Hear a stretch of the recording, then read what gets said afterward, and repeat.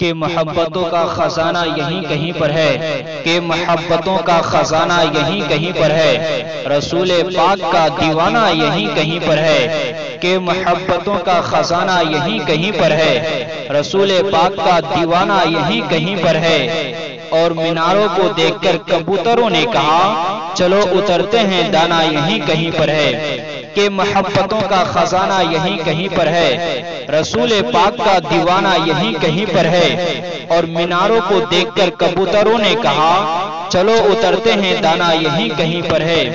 اور کہا کہ بڑے مقام پہ پھر میری زندگی ہوگی، کہ بڑے مقام پہ پھر میری زندگی ہوگی، نظر میں جب میرے آقا تیری گلی ہوگی، کہ بڑے مقام پہ پھر میری زندگی ہوگی، نظر میں جب میرے آقا تیری گلی ہوگی۔ اور تیرا خیال بھی کر لوں اندھیروں میں یا رسول اللہ، کہ تیرا خیال بھی کر لوں اندھیروں میں یا رسول اللہ، کوئی چراغ نہ ہو تب بھی روشنی ہوگی، کہ بڑے مقام پہ پھر میری زندگی ہوگی، نظر میں جب میرے آقا تیری گلی ہوگی۔ اور تیرا خیال بھی کر لوں اندھیروں میں یا رسول اللہ، کوئی چراغ نہ ہو تب بھی روشنی ہوگی، کوئی چراغ نہ ہو تب بھی روشنی ہوگی۔ حضرات اب میں چاہتا ہوں کہ اس وقت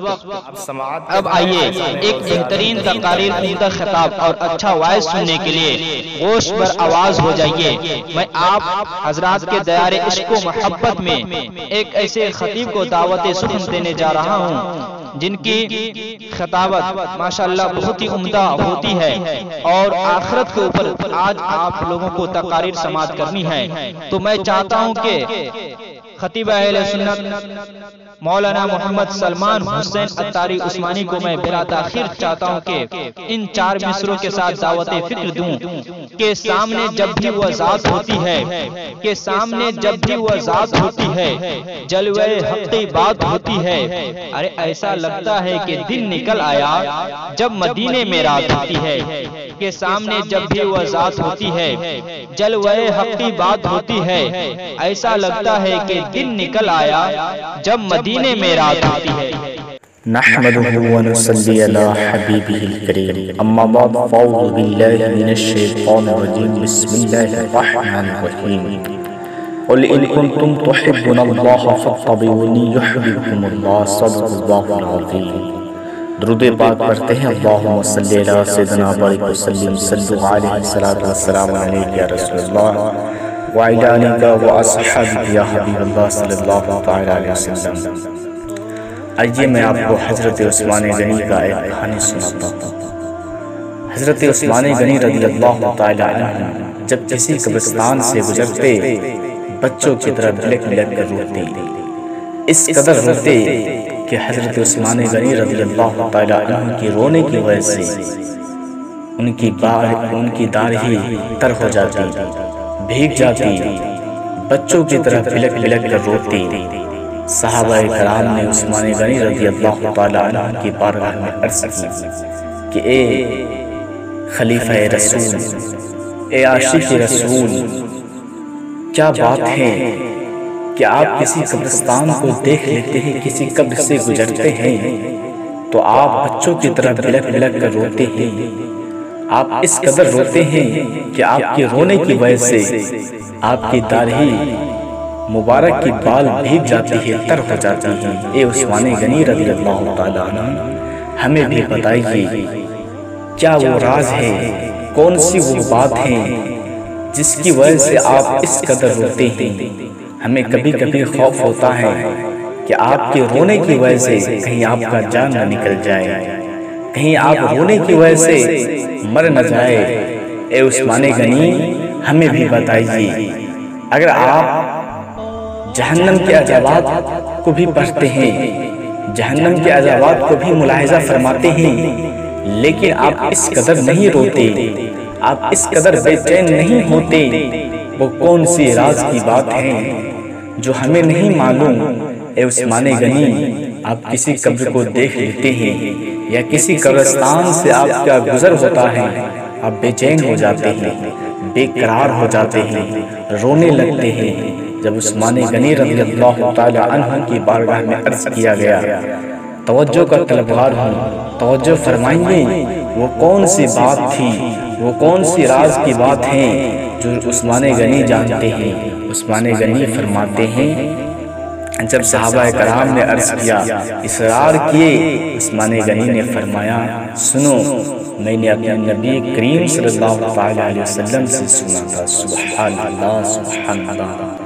عثمان غنی فرماتے ہیں رضی اللہ تعالیٰ عنہ کہ میں نے اپنے نبی کریم صلی اللہ علیہ وسلم سے سنا تھا کہ آخرت کی منزلوں میں سب سے پہلی منزل قبر ہے، کہ آخرت کے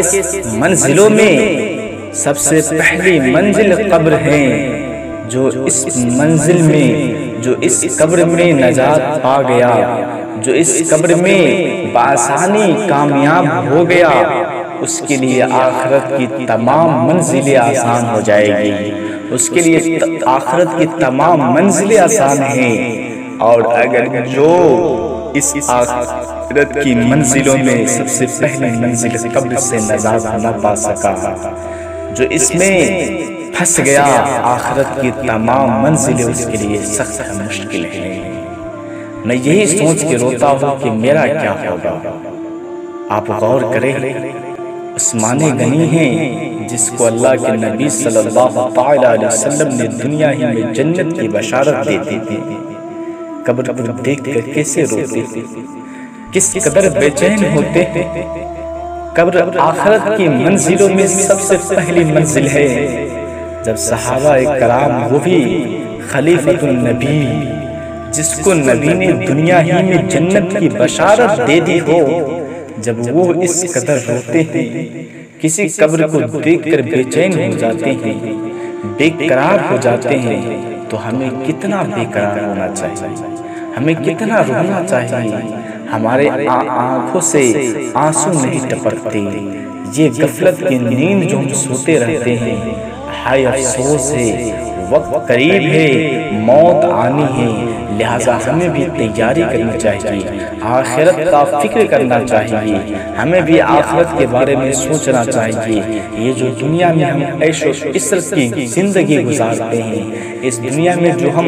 اپنی من مرضی زندگی گزارتے ہیں، اے مسلمانوں، ہم اس لیے نہیں آئے ہیں کہ دنیا میں اپنی طرح سے زندگی گزارے، بلکہ ہمیں تو اس طریقے سے رہنا چاہیے تھا، ہمیں اس قدر زندگی گزارنا چاہیے تھا جیسے کہ اللہ کے نبی صلی اللہ علیہ وسلم نے ارشاد فرمایا۔ اللہ کے نبی فرماتے ہیں یہ دنیا مومنوں کے لیے قید خانہ ہے۔ اب بتائیں آپ ہی، جب کوئی قید خانہ میں جاتا ہے تو مکمل تیاری کے ساتھ جاتا ہے، مکمل تیاری کرتا ہے، یعنی یہ کرتا ہے کہ وہ اپنے لیے دنیا کی چیزیں نہیں خریدتا، دنیا میں مشغول نہیں ہوتا، بلکہ اس کے پاس وہی رہتا ہے جو اس کے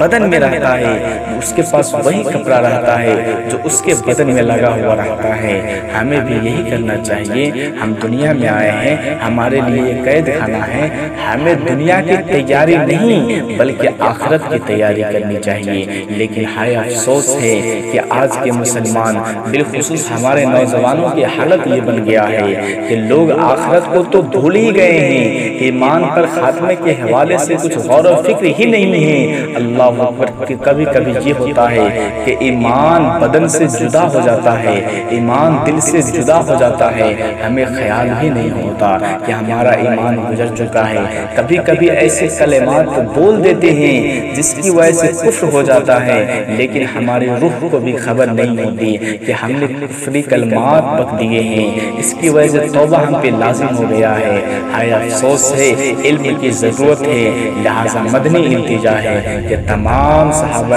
کرام کے عاشق رسول صلی اللہ علیہ وسلم سے گزارش ہے کہ جس سے جہاں تک ہو سکے علم حاصل کریں۔